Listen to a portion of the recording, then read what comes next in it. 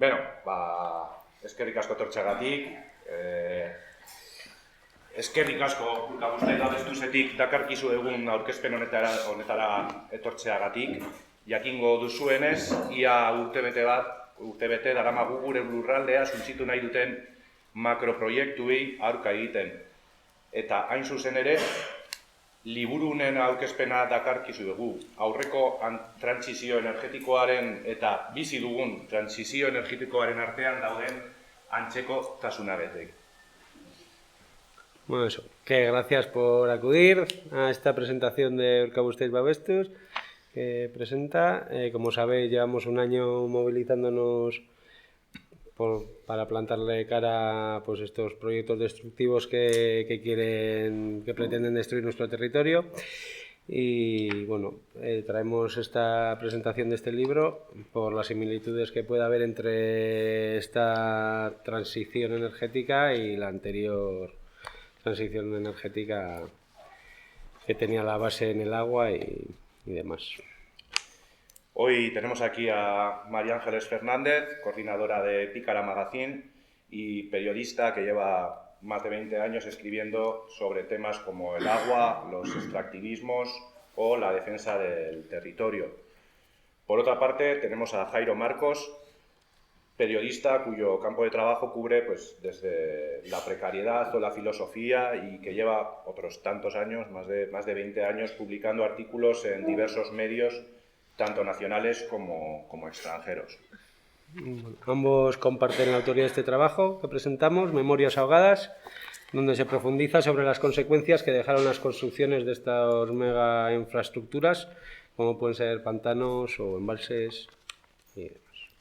Bien, y bueno, pues tras esta presentación pues vamos a empezar un poquito con la presentación, que el formato que hemos pensado ha sido un poco de pregunta-respuesta, así que les vamos a ir lanzando los dardos para que ellos se puedan ir explayando sin miedo en cada pregunta y bueno, y al terminar un poco pues, la tanda de preguntas que lanzaremos, pues también dejaremos un poco abierto para que todas y todos podáis preguntar cualquier cosa que se os pase por la cabeza.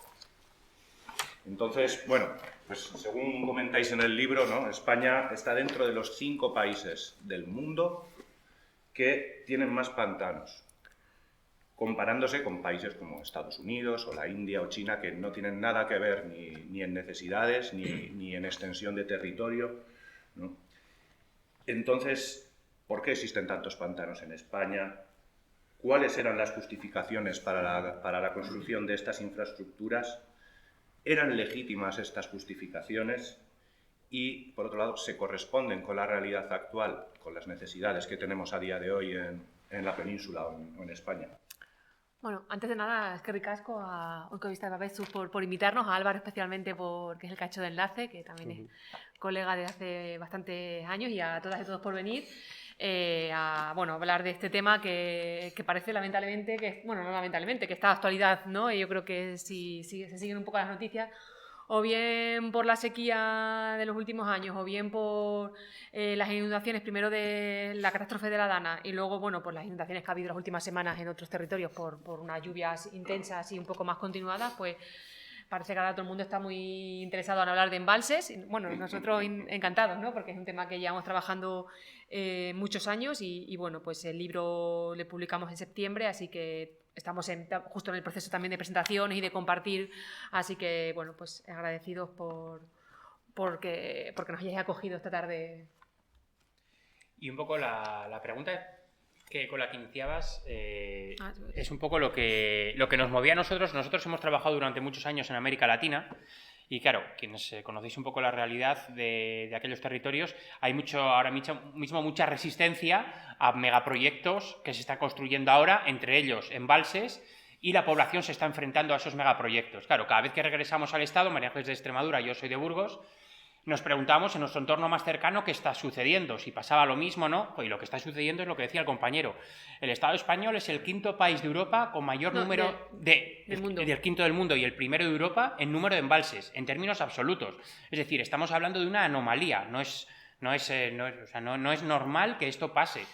Y un poco el porqué es porque había una política hidráulica que se retrotrae antes de la dictadura ya. Los primeros planes hidráulicos son de 1902, el plan Ortega y Gasset.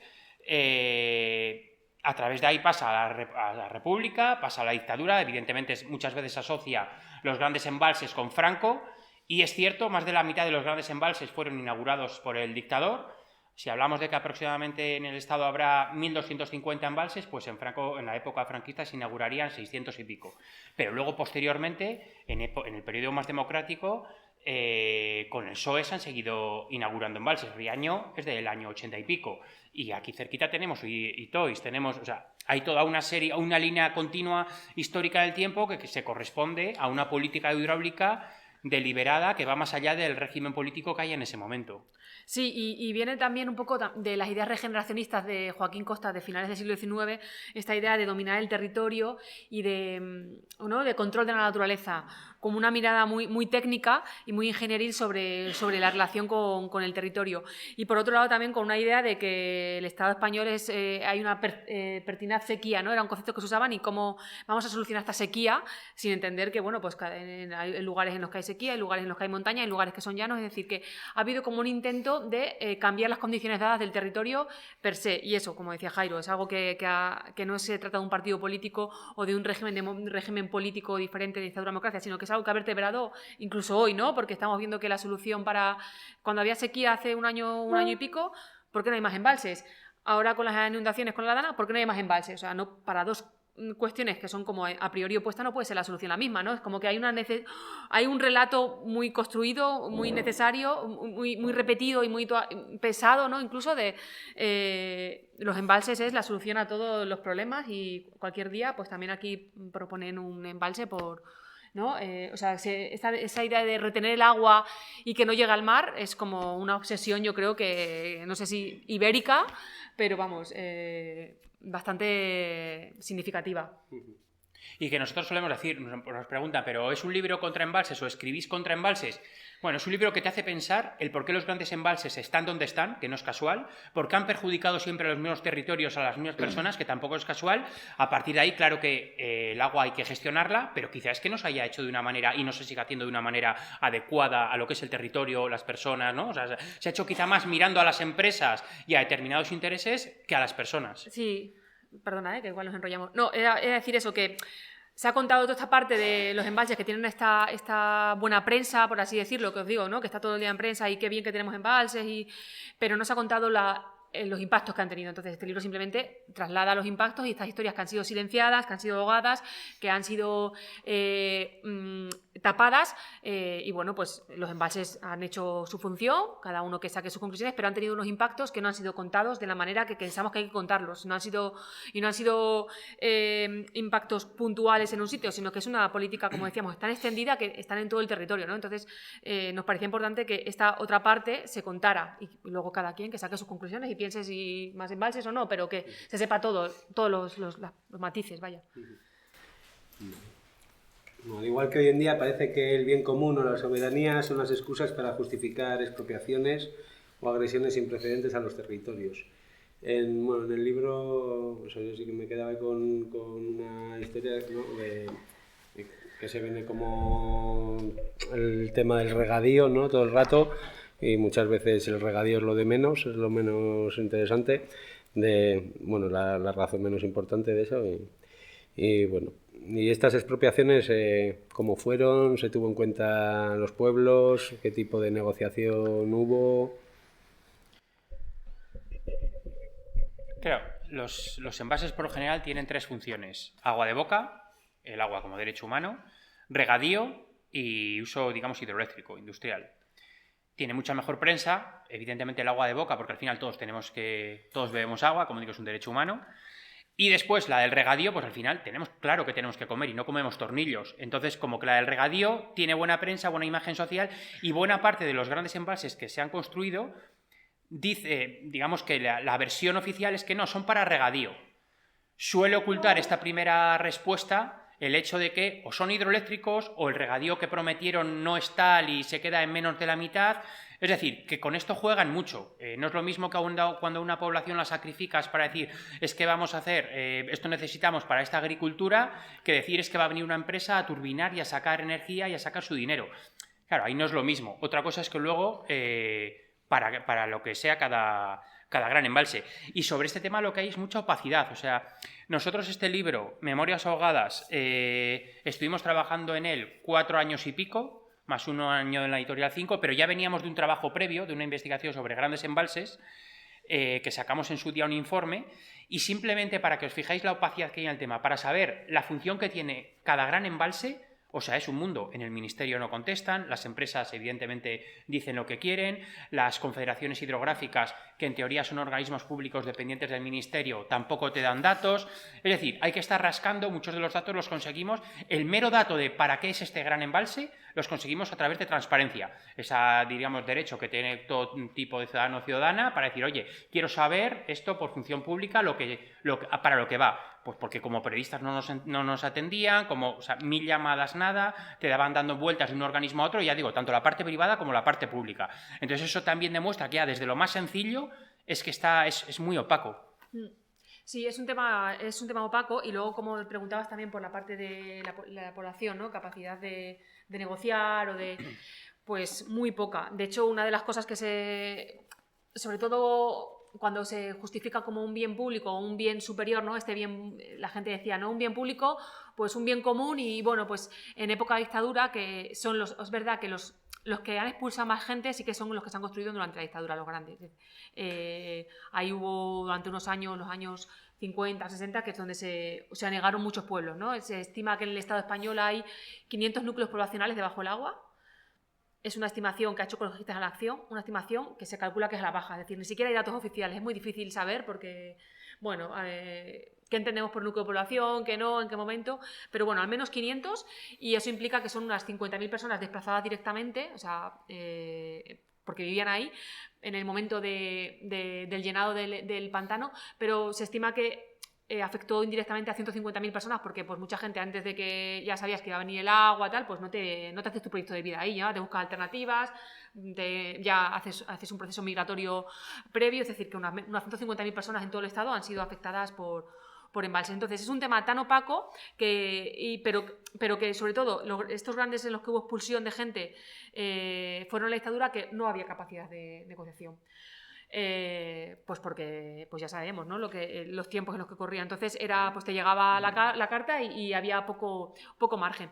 Lo que sí que ha pasado, que pasó yo creo que en dictadura y ha pasado en democracia, y también lo hemos identificado que ha pasado, como decía Jairo, en otros territorios de América Latina, en los que están luchando ahora contra mega embalses, es como la capacidad de dividir al pueblo, de cómo o las empresas o el gobierno, ¿no? En este caso de turno, siempre busca dividir a la población para que no puedan hacer un frente común, ¿no? Entonces, incluso en época franquista, durante la dictadura, pues siempre había algún caciquillo del pueblo que, bueno, a la gente le decía, esto es mejor porque aquí este pueblo, esto aquí estamos en la miseria, entonces vete. Entonces había gente que igual su actitud era un poco más de aceptación, igual podían conseguir más, les podían dar más dinero que no, que si alguien ponía resistencia. Entonces siempre como que ha habido gente que algunos le dieron más de lo que debían, o sea, eso sí que es no hay datos porque no se sabe, pero en los pueblos sí que está la sensación de que, bueno, pues alguno se benefició, ¿no? Beneficiar, a ver, no hay un beneficio cuando te echan de tu pueblo, ¿no? Pero bueno, pues se llevó más de lo que a lo mejor le correspondería como al resto de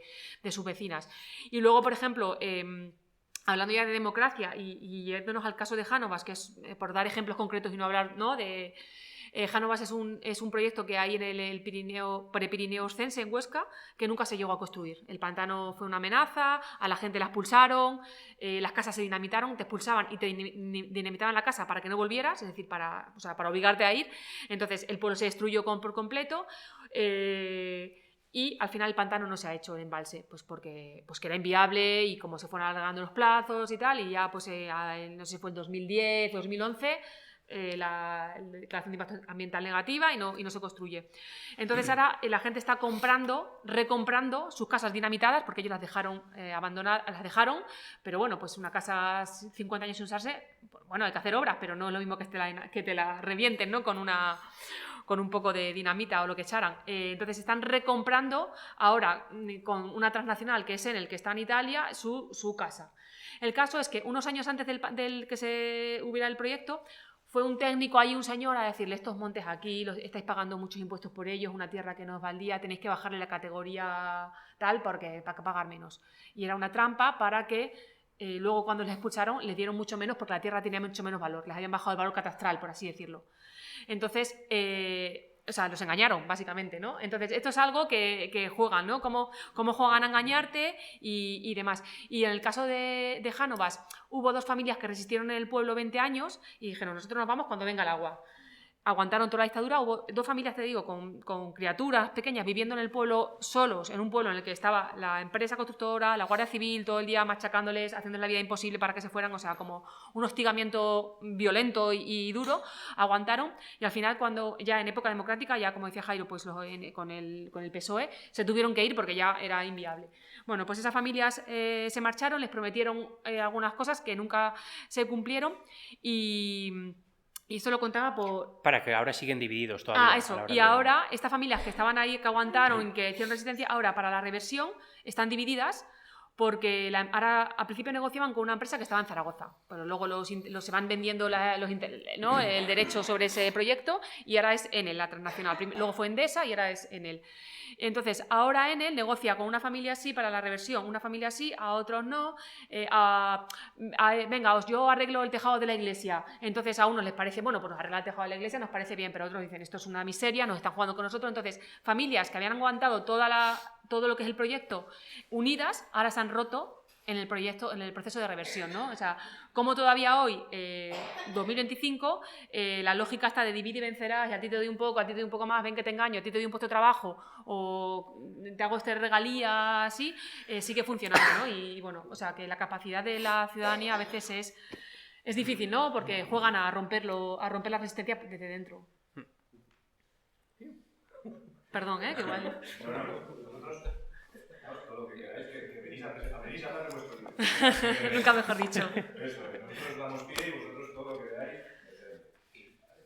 Entonces, bueno, pues, la gran ofensiva que supuso la construcción de este gran estado hidráulico, ¿no? Como decíamos, pues fue legitimada por esa propaganda del bien común, del regadío, de la sequía, ¿no? De los problemas que había, de la necesidad también del agua para beber, etc.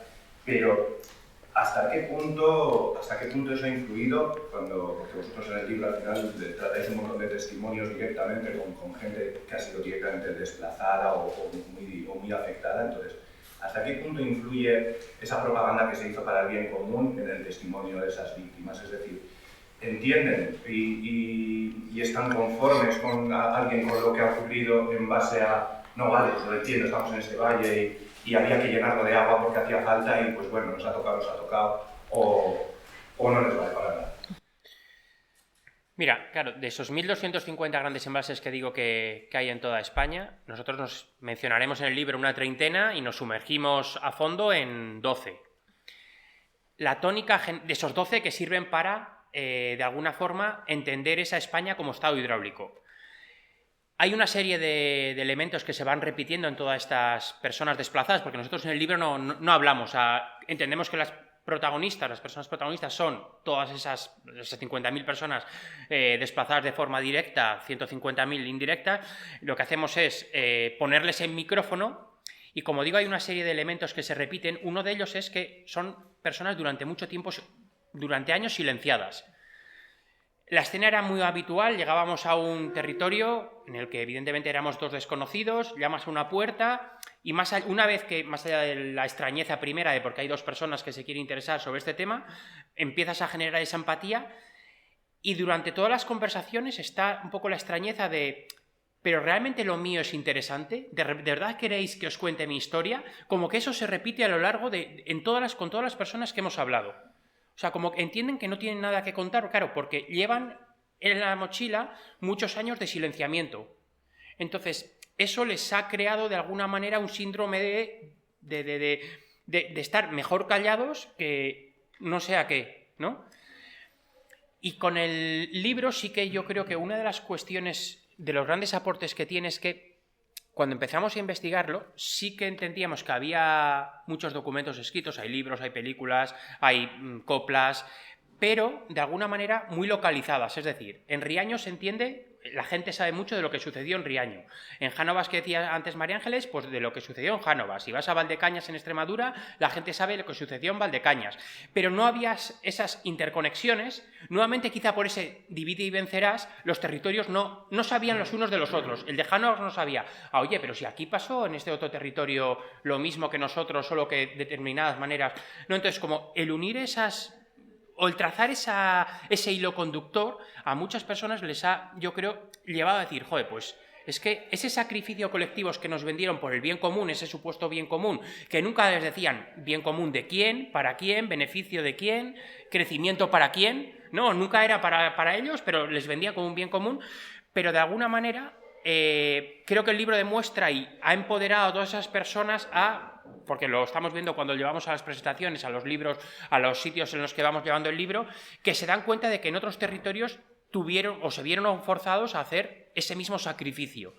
Y creo que eso sí que realmente les ha, de alguna forma, hecho el decir, bueno, pues vamos a hablar y vamos a empezar a decir, pasó esto, esto y esto. Y una vez que hablan, es que te hablan de expropiaciones, humillaciones, cuando pagaron las expropiaciones fueron tarde, mal, a veces nunca. Es decir, que se van repitiendo los elementos, pero siempre desde ese primer momento de yo no tengo nada que contar. Y es verdad que entender el porqué, pues es que en muchos casos no, o sea, es que no te daban un porqué, te tienes que ir porque esto va a venir bien al país, ¿no? Al poder.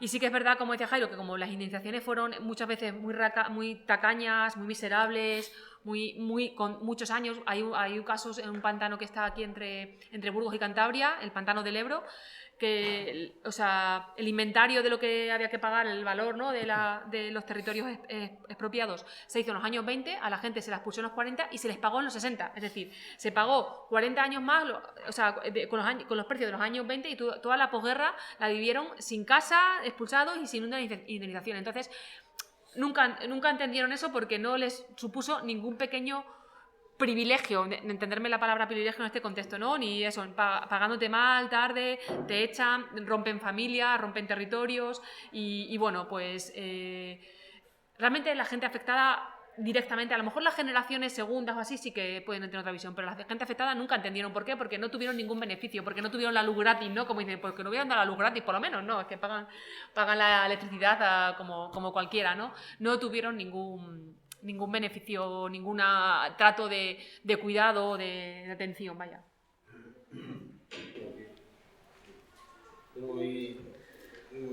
Con las cosas que habéis comentado hasta ahora, ¿no? O sea, me queda con el tema, ¿no?, de que ni se sepa, hay los pueblos que, o sea, cuando es una cosa que ha pasado, no sé, ¿no?, en los últimos 100 años, o sea, que haya pueblos que ni se sepa si existieron o no, me llama mucho la atención.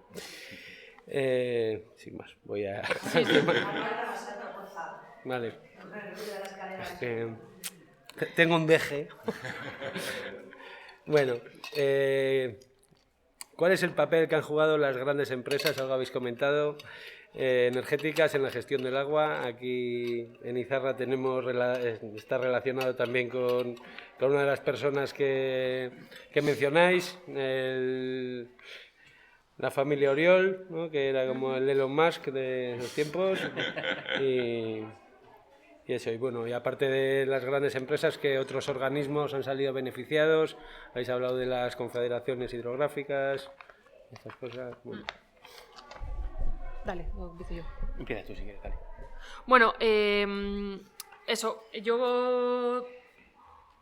para mí está claro que uno de los poderes que se ha beneficiado y que demuestra el poder que tiene todavía hoy son las eléctricas, ¿no? Porque sobre todo los grandes embalses, estos que han expulsado gente, hay algún caso de regadío, pero principalmente tienen un fin hidroeléctrico puro y duro. Es decir, que luego tengan unas pequeñas hectáreas de regadío, bien.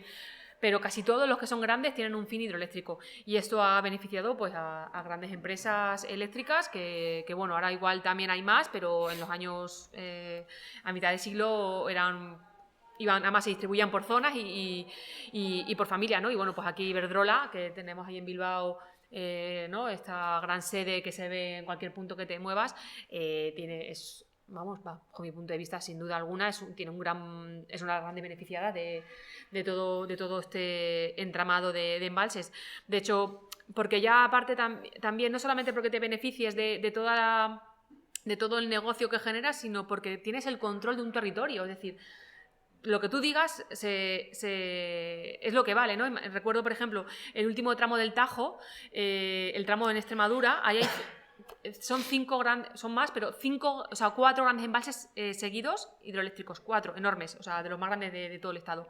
Son 300 kilómetros de río que están en manos de Iberdrola. Entonces, es un río, el Tajo enorme, ¿no? El más largo de la península, un río como que a priori ¿no? Dices, es un río importante, es un río que 300 kilómetros al menos está en manos de Iberdrola, que la gente no puede, o sea, no puedes hacer otros usos porque se prioriza el uso hidroeléctrico. Y recuerdo cuando han empezado estos últimos episodios de sequía, en 2019, luego hubo otro en 2021 que tuvo más eco mediático, pero ya pasó en 2019, que algunos pueblos ribereños, algunos ganaderos, pequeños ganaderos, digo, se quedaron sin agua para el ganado.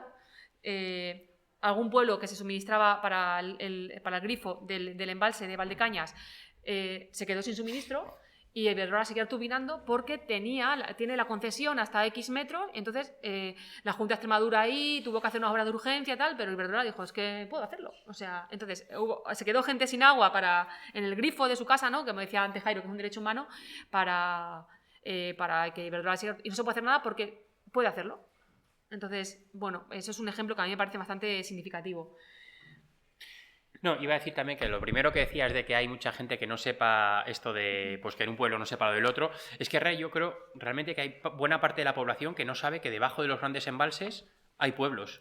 Y cuando se dice que hay pueblos es que eso significa que hubo vidas, casas, familias, formas de hablar, formas de labrar la tierra, formas de interrelacionarse, y todo eso se pierden coplas, se pierden canciones, se pierden grupos de música. Es decir, que no solamente es que el territorio se deshabite y ya está, sino que hay toda una serie de inmateriales que también se van, o sea, el territorio lo desvertebras completamente. Y no solo, pero sobre todo las nuevas generaciones, es que muchas veces no se sabe que eso está debajo del agua. Es también muy gráfica la imagen. Sí. Habla. Sí. Vale, sí. Sí.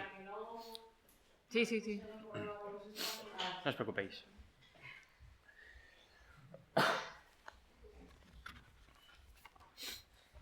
No te preocupes.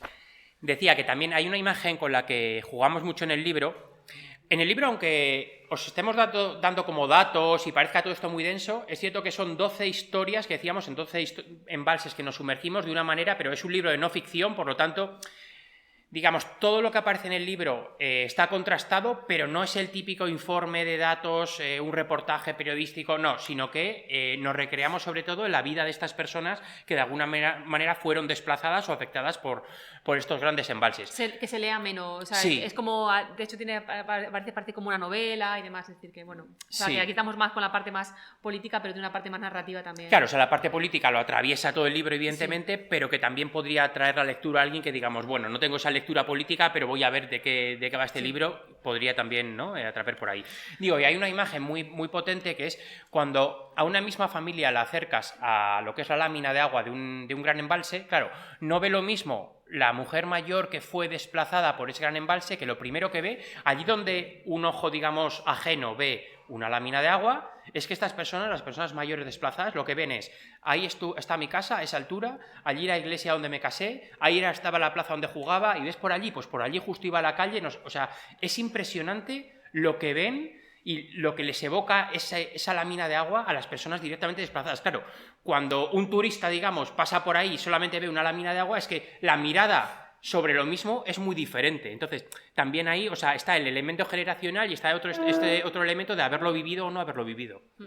Y luego, perdona, y luego hay un tema que también apuntamos, pero no que lo desarrollemos, pero las constructoras también yo creo que han tenido un gran negocio aquí, ¿no? Muchas constructoras de grandes familias también, ¿no? Grandes empresas ya históricas que seguro que tenéis en la cabeza, que al final es un negocio, o sea, al final estos proyectos, poner ladrillos todo el rato o poner hormigón, para ser más precisa, también genera un negocio que está financiado por fondos públicos, ¿no? Porque al final son obras que se hacen con fondos públicos. Entonces, las grandes constructoras también han generado mucho yo creo que han tenido mucho beneficio y más sobre todo porque algunos de estos grandes embalses, sobre todo los que se hicieron al principio, tenían mano de obra presa, esclava, republicano, ¿no? Entonces, al menos hemos documentado que al menos 12 de estos grandes tuvieron mano de obra esclava. Entonces, bueno, pues se beneficiaban de a unas personas a las que les pagaban algo, pero un salario mísero, en unas condiciones deplorables, ¿no? Y bueno, pues esa mano de obra esclava benefició a las empresas, vamos, porque pues pagaban menos, evidentemente, a los trabajadores, ¿no? Entonces, bueno, pues también creo que hay que nombrarlo.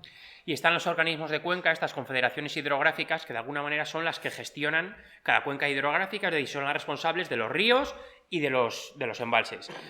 Claro, en teoría, decía antes, son organismos públicos porque dependen del Ministerio de Medio Ambiente, pero luego los que son en sus juntas directivas, el órgano donde se decide todo, principalmente lo que hay son lobbies de regantes o de constructoras o hidroeléctricas. La voz de la ciudadanía es mínima en estas juntas directivas. Si acaso alguna vez aparece, por ejemplo, algún representante de Ecologistas en Acción, tema por ahí, pero de una manera muy, muy testimonial. Entonces, claro, no acaba de ser ni es transparente ni acaba de ser todo democrático que se supone que debería ser, ¿no? Yo tengo otra con esto, o sea, que también me llamó la atención, o sea, antes hablabais de la opacidad y demás, se me ha escuchado. Sí. Bueno, sí, es para la grabación. Sí, que antes hablabais de la opacidad y también me llama mucho la atención lo de las concesiones, ¿no? El tema de, ¿no? Pues que muchas están ya vencidas o van a vencer. ¿En qué situación quedan esas concesiones en ese momento, en el momento en que han llegado a los 75 años, a los... Dale. Bueno, como decía Jairo al principio, antes de este libro hicimos como un trabajo más de periodismo de datos, un informe por transparencia, también para ver saber cuándo acaban las concesiones, que ese es otro tema. Saber cuándo acaba la concesión es otro imposible. O sea, de hecho, al principio las concesiones se dieron como muchas sin época, pero fue hasta a raíz de una sentencia que hubo, ya no recuerdo cuándo, que se establecieron que eran 75 años ya por ley, ¿no? Esa sentencia de un tribunal, pues ya dictaminó que para todas, el límite son 75 años.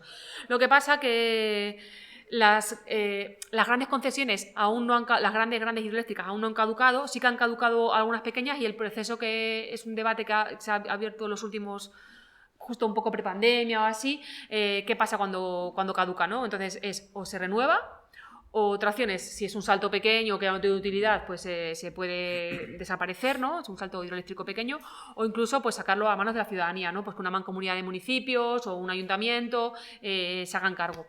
Ha pasado en muy pocos casos. En algún caso del Pirineo sí que se ha quedado como la mancomunidad o la Diputación a cargo de la producción hidroeléctrica. Y algunas han desaparecido, algunas han eliminado, por ejemplo, Toranes. Sí. Lo que pasa que, claro, la sentencia dice que tiene que ser la empresa hidroeléctrica la que haga la obra de recuperación del río, de quitar ese muro que ya no tiene ningún sentido y tal, que a la propia empresa tampoco le interesa porque no genera beneficios o porque ya no es rentable y no quieren hacerlo, ¿no? Es decir, que también en esta fase de volver a la situación anterior también está habiendo ahí como problemas. Y luego hay casos en los que a lo mejor hacen una obra de mejora, no sé qué, entonces como que ¿cuándo empieza la concesión? ¿Ha empezado cuando se puso el muro? Entonces hay bastantes casos como un poco nebulosa, y hay algún caso, como si no recuerdo mal, el de Ávila, que no sé si es en Zamora, que lleva 100 años la empresa, o sea, porque hicieron no sé qué, entonces llevan 100 años con la concesión. Y esta es una gran hidroeléctrica, es un gran salto. Es un tema bastante también como complejo, que tiene sus triquiñuelas, que buscan hacer como renovaciones de obra, entonces parece que se estira y bueno, es bastante opaco. Nosotros sacamos como que en los próximos 10 años iban a caducar 20 y pico o así de las grandes, porque hablamos de grandes, pero bueno, todo, o sea, no, hubo unos años que se movió más, pero ahora creo que es un tema bastante parado y que pues siguen adelante y ya está, o sea, nadie les va... Sí, o sea, claro, una cosa es que la norma esté muy clara, pero ya si no sabes desde cuándo poner el contador a cero y lo puedes volver a poner a cero cada vez que haces una pequeña obra, pues echa la ley, echa la trampa, y en esta situación de impasse, la empresa sigue turbinando. Es decir, que no es que en esta situación de impasse, de momento ese gran embalse pase a manos del Estado, no. O sea, mientras tanto, pues si el embalse está en manos de Iberdrola, evidentemente no se va a hacer a Longhi y va a decir, pues mientras no me digan nada, yo aquí sigo, ¿no? Y luego está el tema de, como decía María Ángeles, claro, cuando hay que derribar una de esas presas, ¿quién se hace cargo? En teoría es la empresa, pero las empresas no quieren hacerse cargo porque eso tiene unos costes. Entonces, bueno, pues complicado. Antes con lo que comentabas, ¿no? Pues que a día de hoy igual hay mucha gente que no sabe que hay pueblos que están debajo de los pantanos, ¿no? Pues yo recuerdo, pues al final mi madre es de un pueblecito de Burgos y yo recuerdo como de pequeños ahí se construyó un pantano, que es el pantano de Uzquiza, pues realmente Uzquiza es uno de los pueblos que está dentro, ¿no? Pero bueno, a raíz de vuestro libro empecé a mirar un poco más y resulta que hay otros 2 pueblos, ¿no? Hay inundados. Entonces, hay mucha gente que no lo sabe.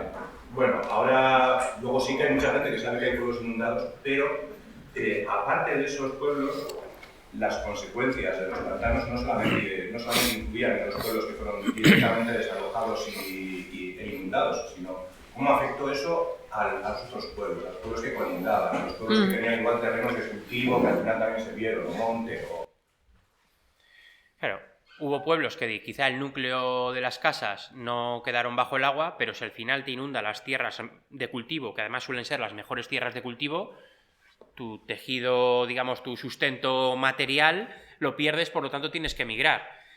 Luego también hay zonas que dices, vale, salvo las casas, salvo determinados terrenos y puedo seguir cultivando, pero al final hay un embalse entre medias que ahora lo que un pueblo estaba de otro a 5 minutos, ahora se convierte a 40 minutos. Todo ese tejido también, todos esos vínculos los destrozas por completo. Entonces, esto ha pasado mucho con el embalse del Ebro, que es un embalse que tiene muy poca profundidad, en torno a 11 metros, pero tiene mucha extensión. Claro, pueblos que antes estaban conectados por carretera a tiro de piedra, digamos, ahora tienen que dar toda una vuelta. Les prometieron un puente, el puente Noguerol, que en su día llegó a estar abierto, creo que fueron unas pocas semanas, se cayó, lo dinamitaron, o sea, estaba hecho de aquella manera en época franquista. Franco de hecho lo sabía y ni fue a inaugurarlo porque ya se olía algo. Al final, ¿qué ha pasado? Que toda esa zona, que a veces nos pensamos que las zonas inundadas pues eran zonas rurales, que no tenían futuro, que no tenían presente, que... Bueno, en concreto, por ejemplo, la zona de Riaño era súper próspera. La zona esta del embalse del Ebro estaba Reinosa y había cristalera, había arenera, había cementera, es decir, era un núcleo industrial bastante importante. Todo eso se fue al traste. Ahora hay pueblitos, como digo, separados a 40-50 minutos. Hay estudios económicos en los que por lo menos siguen pidiendo ese puente que lo reconstruyan y está demostrado que dice, oye, mira, mínimamente con una estructura viaria podríamos resurgir y de alguna manera fomentar la zona de X manera, ¿no? Pero bueno, o sea... Y luego también, por ejemplo, en este caso del Ebro, se alteró el clima. Cuentan ahí que desde que está el embalse hay muchas más nieblas que antes, ¿no? Entonces también eso, los cultivos que hay también afectan, ¿no? Y bueno, y tu vida, ¿no? Porque es una zona con muchas más nieblas que antes. También nos contaban esto en otro embalse en el Porma, que desde que está el embalse, bueno, no me acuerdo, es que nos lo contaron en una presentación, que un árbol que florecía, daba frutos cada año, desde que está el embalse da cada 7 años. O sea, como que ha cambiado también algunas... O sea, cambia, pues eso, los conceptos de humedad, entonces, pues cambia la vida. Y luego, por ejemplo, a mí también me parece como muy significativo lo que decía antes del Tajo, ¿no? Que a la gente ya no puede decir sobre el río, a la gente la separas del río, y los ríos siempre han sido fuente de vida, ¿no? Los pueblos normalmente se han construido al lado de un río y la gente, pues ya igual menos, pero siempre, y sobre todo en estos años, en los años mitad del siglo, iba al río como... Era una parte de tu vida, pues desde a lavar, hacia pequeños saltos hidroeléctricos, a hacer harina, a pescar, era un espacio de ocio, un espacio de distensión, y a la gente la separas del río, ¿no? Y la separas del río y también la separas de poder decidir democráticamente o participar en las decisiones sobre su río, sobre su pueblo, porque ya no es un río, ya es otra cosa y ya tú no tienes capacidad de gestión, ¿no? Te separan de algo que ha sido tu vida. Entonces también ha sido una manera de perder capacidad democrática en los interiores. Y también una manera de vaciar territorios, o sea, porque claro, ha habido territorios que se han vaciado o por la expulsión o como decía Jairo, porque pues ahí ya no tiene mucho futuro, porque no hay, los cultivos han cambiado, porque no hay tierras de cultivo, entonces te vas. Entonces vacías territorios. ¿Y dónde se va la gente? Pues por un lado a las grandes ciudades, que ya también la gente la tienes en ciudades incluso un poco más ¿no? Controlada, ¿no? Territorio vacío, territorio ocupado, aquí hago lo que me da la gana y aquí pues la puedo controlar, o a pueblos de colonización, que son estos, durante el franquismo se hicieron 300 pueblos de colonización, que son, no sé si lo conocéis, estos pueblos blancos, todos iguales, como trasplantados de un lugar a otro, hay en varios sitios, y al menos a 50 de estos pueblos fueron gente de los embalses. Y son pueblos de colonización en los que para que tú pudieras vivir tenías que cumplir unos requisitos y unos parámetros, o sea, tenías que cumplir con la moral de la época. Lo primero, ser un matrimonio heterosexual, con criaturas, porque si eras una mujer sola o viuda no tenías derecho a casa, no tenías derecho a tierra, tenías que tener unos comportamientos que también, pues, si igual te salías un poco del tiesto, pues te podían echar del pueblo, tenías que cultivar lo que te mandaban y dar una parte al Estado, es decir, era un control social de la vida. Entonces, vacías territorios y para la gente tenerla más controlada. O sea, también eso me parece que como que las vueltas que se puede dar a este tema son amplias.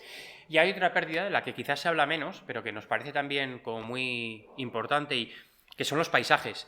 Nosotros, cuando empezamos Memorias Ahogadas, no pensábamos que íbamos a hacer un libro de paisajes, pero nos fuimos metiendo en la investigación y fuimos escribiendo y dijimos, joder, es que Memorias Ahogadas es un libro sobre paisajes. Y el paisaje es que cambia radicalmente. Cambia para la gente trasplantada, entre comillas, a otro lugar. Nos contaba una mujer de la zona de la montaña de León, que terminó expulsada a Palencia. Claro, para ella no es lo mismo las montañas leonesas que la planicie palentina. Décadas después, esta mujer todas las mañanas lo primero que echan falta a sus ojos, su mirada, es esas montañas leonesas que antes tenía y ahora no tiene, ¿no? Y sigue todavía hoy teniendo que acostumbrar esa mirada. Pero es que la gente que se queda, por ejemplo, en un pueblo de colonización que construyen cercano y tú te quedas, donde antes tenías un río y tenías determinado tipo de bosque, determinada estructura natural, ahora tienes esa lámina azul que podrá ser más o menos bonita, pero desde luego el paisaje ha cambiado. Y eso también tiene consecuencias en la identidad personal y en la identidad colectiva de pueblos, de sociedades. O sea, que las consecuencias de eso quizás se ha escrito menos, o sea, se reflexiona menos, pero que el paisaje como tal sufre una transformación. Y es que me acordaba ahora cuando hablabas del caso de Carmina, ¿no? Que vivía en Palencia. Es muy curioso, esta mujer vive en un pueblo de Palencia que se llama Cascón de la Nava, que es un pueblo de colonización, y es un pueblo que había una laguna, la laguna de la Nava, una laguna natural, que se desecó para hacer un pueblo de colonización en la que llevaron gente expulsada por embalses de León, Zamora y Guadalajara. O sea, es como, wow, y esto no es verdad, es como en el sentido más absoluto. Entonces, y esa gente se fue a vivir ahí, claro, un territorio que había estado, pues era agua, les costó mucho hacerlo cultivable, fue súper duro, estaba lleno de mosquitos, todavía hoy se quejan de, ya no hay tantos, pero que era insufrible vivir ahí porque estaba lleno de mosquitos. O sea, es que es como una paradoja sin sentido, ¿no? Desecas una laguna natural para llevar a la gente que has expulsado por anegar otros territorios de agua, ¿no? Y bueno, pues sí, hay como cosas bastante... O sea, hay un montón de anécdotas así, o cosas que da pie a imaginar, ¿no? Y entender la dimensión de todo esto, ¿no? Buscamos mucho las anécdotas, los pequeños ejemplos, los pequeños detalles a veces para intentar dimensionar, ¿no? y trasladar todo lo que supuso esto. Si nos enrollamos mucho y, o sea, no hace falta hacerlo. Vale, ahora vamos un poquito... Bueno, es que más de uno y de una de los que estamos aquí estáis hablando de pantanos, que estamos viendo placas, y estamos viendo torres, y estamos viendo molinos, ¿no? Entonces, uno de los términos que aparece mucho en el libro, ¿no? Y que creo que es uno de los términos clave, es territorio de sacrificio. También lo estamos viviendo ahora con la situación actual que se está dando con todos los macroproyectos energéticos y demás. Entonces, para vosotros, ¿qué es un territorio de sacrificio, ¿no? ¿Cómo se podría definir? Fíjate que yo creo que son conceptos que por lo general casi siempre proyectamos en territorios que siempre están fuera, es decir, en América Latina, en África, ¿no? En territorios en ese sur global, y pensamos que aquí en el Estado, que en España, no hay territorios de sacrificio, no hay colonización, no hay extractivismo.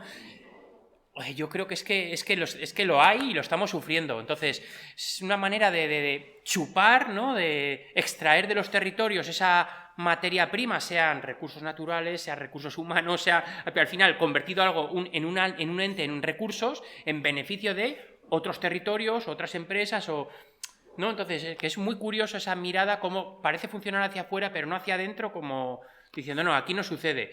Y yo creo que es que en el tema energético, placas, molinos, también grandes embalses, los conceptos estos de extractivismo, pues eso, todos esta serie de... O sea, es que yo los veo muy claros, la verdad. Territorios de sacrificio, porque al final, si tú te pones a pensar en el mapa de la península ibérica, es que no es casualidad que los grandes embalses están donde están, Prepirineo Aragonés, en la provincia de León hay unos cuantos, todo lo que es Extremadura, es decir, no hay grandes embalses en Madrid, no hay un embalse cercano a Barcelona, entonces, al final están donde están. Las placas o los molinos tampoco es casual que están donde están. Muchas veces, por ejemplo, eligen, esto lo hemos vivido en América Latina, eligen poblaciones en las cuales hacen estudios y ven que la contestación social es baja, se prevé que vaya a ser baja. Entonces es un territorio, digamos, apto para poner ahí una central, un lo que sea, ¿no? Energético, un megaproyecto,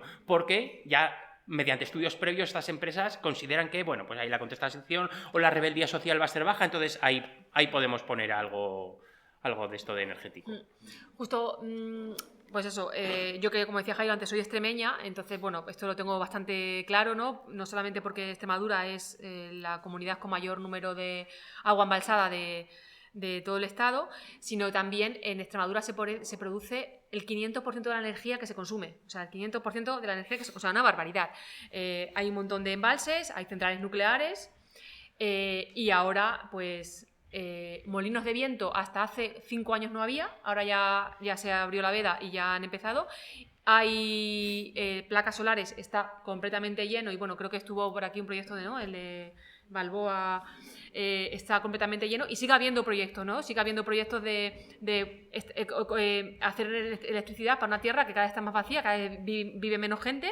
Esto de las minas nuevo que ha y ahora hay también, en este renacer minero, llevamos como 10 años en nuevos proyectos mineros, incluso en la ciudad de Cáceres, en la montaña que está en la propia ciudad, que es un sitio pues un pulmón muy importante de la ciudad, porque encima está la Virgen, no sé qué. Hay un proyecto de una mina de litio que llevan años luchando y ahora esta semana o la semana pasada la Unión Europea ha dicho que 3 de los proyectos mineros, o sea, en España hay 7 proyectos mineros fundamentales para el futuro de la Unión Europea, 3 están en Extremadura. Digo, no me lo creo, o sea, no, ¿cómo va a ser esto? Entonces, bueno, está claro que estos territorios esquilmados pues ya van a seguir siendo esquilmados, pero ahora... O sea, se están ampliando estas fronteras, ¿no?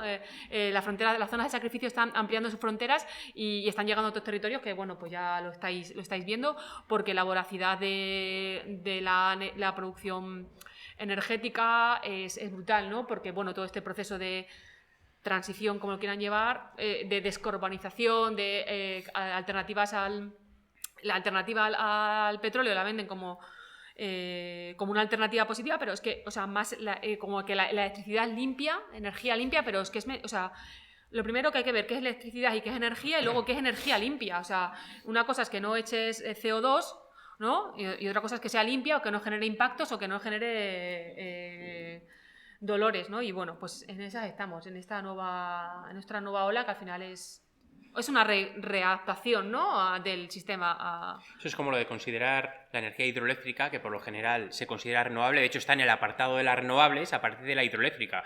Claro, si tú hablas con alguien, con una experta, con un experto en ríos, hombre, de todo menos renovable y de todo menos sostenible. Las consecuencias de una central hidroeléctrica en un río son las que son. Entonces...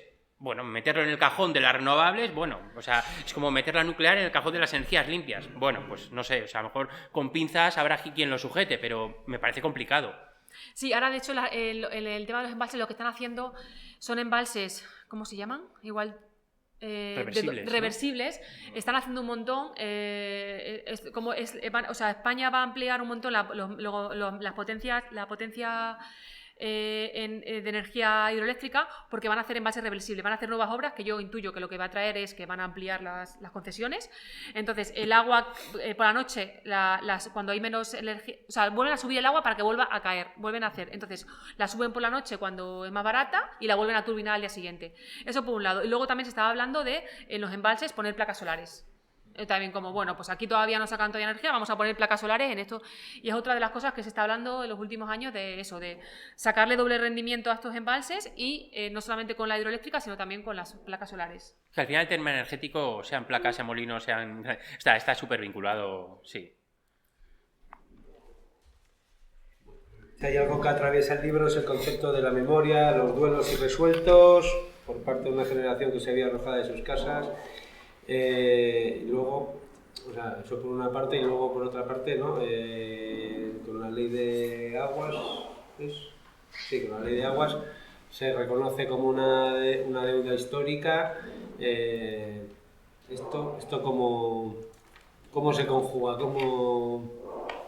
o sea, hasta qué punto se ha compensado, se ha tomado alguna medida aparte de en papel para compensar estos territorios. Sí, el tema de memoria es algo que vertebra el libro, bueno, de ahí el título. De hecho, indagamos en lo que es el concepto de memoria, reconstruimos, ¿no? muchas historias, muchas vidas, reconstruimos pueblos. Hablamos también de cómo la lucha por la memoria es algo todavía que está muy vigente, por ejemplo, con la simple anécdota de poner una placa en un sitio para que se diga, pues este embalse no se va a llamar de Juan Benet, se va a llamar del Porma, que es el río, no el ingeniero que lo destruyó, ¿no? Y queremos que no se llame Juan Benet, sino que se llame del Porma, que reconozca al río, no al señor ingeniero.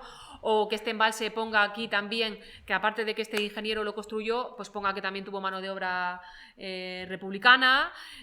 Bueno, hay como tenemos varios ejemplos de luchas por simplemente ya recordar, ¿no? Que quede constancia para quien visite estos sitios, porque muchos de estos embalses también son sitios turísticos, como decía Jairo ahora, ¿no? Pues en Riaño lo están vendiendo como los fiordos leoneses, ¿no? Y los fiordos, bueno, pero es que la publicidad es esa. Entonces, bueno, pues que la gente sepa que hay allí 8 pueblos, creo que son en Riaño, 9, ya no recuerdo, 8 pueblos, ¿no? Que se sepa.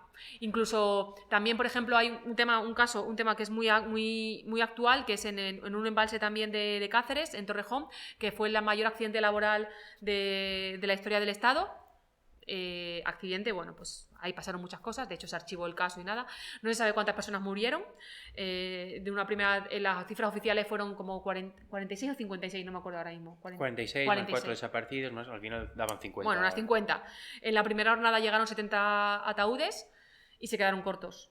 Es decir, que se estima que más de 100 personas murieron ahí, que no se sabe ni cuántas, cuerpos que se fueron río abajo, no se sabe la gente que trabajaba, porque bueno, pues habría gente pues en aquellas condiciones. Y entonces ahora lo que están luchando es por una placa que ponga, ese embalse es un parque nacional, el Parque Nacional de Monfragüe, que es un sitio de avistamiento de aves, así bastante turismo de birdwatching y bueno, tiene bastante atractivo turístico. Entonces están los hijos e hijas y vecinos de los trabajadores, no solamente los muertos, sino los que trabajaban allí, están luchando para que haya una placa que recuerde aquí pasó este accidente, aquí murieron estas personas, por lo menos, y los nombres de las personas de las que se sabe. Pues después de mucha lucha, que no voy a enrollarme, bueno, consiguieron la placa, pero en lugar de donde la pedían ellos, que era en una curva del parque donde va llevando, la curva de la mala vuelta, al lado de la presa, bueno, les dijeron, no, ¿por qué no la ponéis aquí y tal? Y dijeron, venga, vale, pues aquí. Pues lo hicieron, Iberdrola pagó la placa, invitó a la gente, hicieron un acto allí, fue Ignacio Galán y todo allí y tal, muy bien. Pues esa placa ahora no se puede ver porque está en terreno privado de Iberdrola y no se puede visitar. Entonces, esto es 2015, cuando se inauguró. Los engañaron. Entonces ahora lo que piden ahora es que ponga una cartelería que diga la placa, el monolito está allí. No se puede, para ir tienes que saltar una valla, es una valla muy fácil, ¿no? Puedes pasar, pero es terreno privado, tienes que como salirte un poco de la ruta del parque y meterte en instalaciones de Iberdrola para verlo. Y ahora, no pueden poner un monolito, una placa, porque esa placa, esa señal para indicar, altera la señalética del parque, que está regida por un Real Decreto, entonces ahora tienen que cambiar un Real Decreto para decir que está ahí. O sea, les han engañado, pero esto digo ayer. O sea, entonces imaginaos, simplemente por recordar una cosa que es, bueno, pues para que esto sea así hoy de bonito, aquí mucha gente murió y perdió la vida. Que se sepa. Pues hasta con eso. Entonces digo que el concepto de la memoria es algo que atraviesa todo el libro porque todavía es algo muy vigente, ¿no? Que lo pensamos como la memoria como algo del pasado, no, es que es algo actual, de hoy y también de futuro, ¿no? Porque yo creo que la memoria pues tiene este plano de no olvidar y de recordar y de conocer. Iba a decir que la memoria es algo maleable y algo que muchas veces no interesa que que salga a la luz. No es casual, por ejemplo, seguramente tengáis en la mente los 2 o 3 embalses sobre los cuales emerge esa torre y se ve el embalse lleno y la torre, pero esos son excepciones. Son excepciones porque también de alguna forma dinamitaban las torres de las iglesias para que precisamente cuando baje el embalse que la gente no piense, es decir, para que esa memoria se vaya perdiendo con el paso del tiempo. La torre, por ejemplo, de la iglesia de Riaño la dinamitaron. Creo que fue a las 24 o 48 horas se pudo ver en televisión española la imagen y luego durante años ha estado sin poder verse. Ahora sí, ahora es accesible, te metes en internet, en YouTube y está el vídeo. Pero durante muchos años esa imagen de la demolición de la Torre de Riaño fue imposible ver. ¿Por qué? Porque no deja de ser una forma de memoria. Entonces, claro, no interesa que esa memoria, por ese divide y vencerás que decíamos antes, es que sin memoria una sociedad es imposible que esté unida también. Entonces, nosotros jugamos mucho con el concepto de memorias de alguna manera contrapuesto al concepto de historia. Esa historia con mayúscula que tiene detrás los grandes embalses. Los embalses son crecimiento, desarrollo, prosperidad, regadío. Frente a esa historia que es la que se enseña, la que nos han dicho, las memorias cuestionan, las memorias abren los recovecos y van por los recovecos de esa historia. Eso a nosotros era lo que más nos interesaba destacar en el libro, sobre todo. Y luego lo de la ley de aguas. Sí. Bueno, la verdad que no sabemos muy bien lo de la ley de aguas porque nosotros no lo hemos encontrado, esa referencia, y hemos preguntado a gente también y, o sea, no sabemos si ha habido algún momento o en alguna otra, a lo mejor, desarrollo, o sea, como que en la ley no hemos encontrado. Pero sí que es verdad que como en muchos territorios se prometieron unas compensaciones que luego nos han hecho, también, ¿no? Como el puente de Noguerol que decía Jairo, que luego se destruyó y nunca lo han hecho. O sea, ese puente que es una reclamación que siguen, de hecho, con los fondos europeos pedían que hicieran el puñetero puente que llevaban y no lo han hecho. Es decir, que las compensaciones a estos territorios de sacrificio, estos territorios anegados, no se han hecho, pero sí que, pues, sí que a la gente, pues, con las indemnizaciones y con ese, o sea, sí que hay un reconocimiento, o sea, fáctico de que ahí se destruyó para construir otro beneficio. Sí que, de hecho, hace poco también hubo como un movimiento de pueblos afectados de pedir compensaciones y demás, pero se ha quedado un poco en agua vacía, en terreno vacío, porque es un tema bastante complejo, pero bueno, yo creo que sí que hay una sabiduría por parte del Estado de que hay a unas zonas a las que se las machacó para... Pero es verdad que lo de la ley de aguas no lo tenemos muy claro, o sea, no tenemos claro cómo... Porque, de hecho, esta mañana hemos preguntado y no lo... A ver, ¿cómo me han dicho? Sí, es que nos lo comentó Álvaro, que vino aquí con la letrada esta, ¿no? La abogada, vino y os comentó eso. Sí. Y fíjate que hemos preguntado así al final, tantos años escribiendo sobre agua, pues no somos expertos en agua, pero sabemos, digamos, a qué números de teléfono llamar, o sabemos, estamos rodeados de personas expertas, digamos. Y preguntándolo, la verdad es que no lo tienen claro. Sí, mira, me dice la directora de la Fundación Nueva Cultura del Agua, nos decía esta mañana que es un concepto habitual en el marco de la justificación y motivaciones de las iniciativas reparadoras y de compensación, pero que nunca lo ha visto en una normativa explícita y no en la ley de aguas. Quizá en otra, dice, igual en otra ley sí, pero bueno, o sea, como que es un concepto que sí que se está usando, pero que en la ley de aguas ya no recuerda como tal, sin más. Bueno, sin más. Pero que sí que es un concepto que se usa en el marco de negociaciones y demás. Con esto mismo también, lo que aparece en el libro también, habéis comentado el caso de un puente que se cayó, sí. Pero debe haber otro, ¿no? Que es de Iberdrola y que lo abren los fines de semana, no sé qué, que es como más loco todavía, que si no tienen que hacer, o sea, 100 kilómetros o 5 o algo así, y lo abren los fines de semana y fuera o algo así. Sí, eso está en Cedillo, en la frontera entre España y Portugal por la parte de Extremadura. Claro, en plena frontera te sitúan una central hidroeléctrica. Y pueblos que antes estaban unidos, creo que eran 5 o 10 minutos cruzándose por carretera. Ahora, los fines de semana la hidroeléctrica te permite el paso, pero entre semana tienen que dar una vuelta, creo que es en torno a los 50 minutos.